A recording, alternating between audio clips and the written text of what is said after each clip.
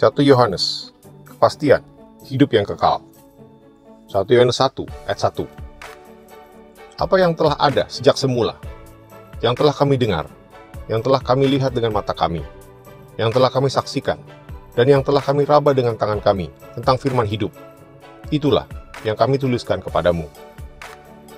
Latar belakang: 5 kitab dalam perjanjian baru ditulis oleh Yohanes, sebuah Injil, 3 buah surat, dan kitab Wahyu.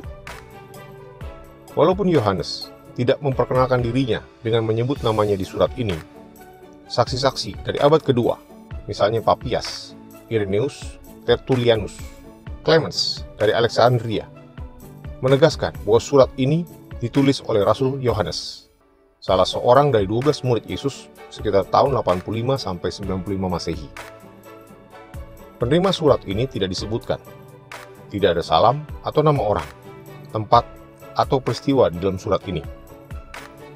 Persoalan yang paling menonjol yang melatar belakangi penulisan surat ini ialah ajaran palsu mengenai keselamatan dalam Kristus dan cara bekerjanya di dalam diri orang percaya. Dari segi doktrin, ajaran sesat mereka menyangkal bahwa Yesus itulah Kristus atau bahwa Kristus menjelma menjadi manusia. Dari segi etika, mereka mengajarkan bahwa menaati perintah Kristus dan hidup kudus dan terpisah dari dosa dan dari dunia tidak diperlukan untuk iman yang menyelamatkan.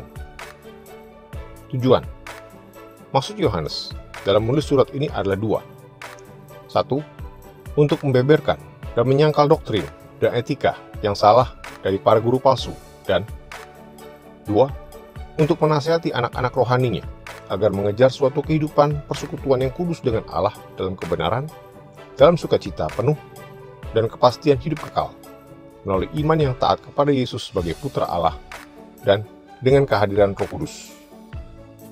Survei.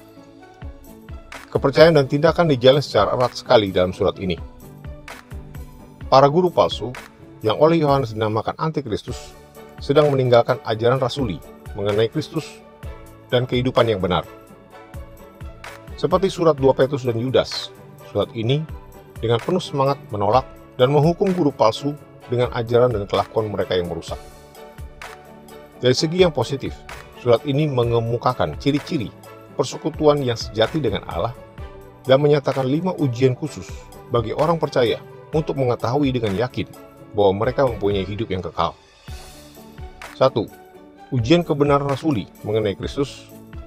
2. Ujian iman yang taat kepada perintah Kristus. 3. Ujian hidup yang kudus, yaitu berbalik dari dosa kepada persekutuan dengan Allah. 4. Ujian kasih Allah dan sesama orang percaya. Dan 5. Ujian kesaksian roh.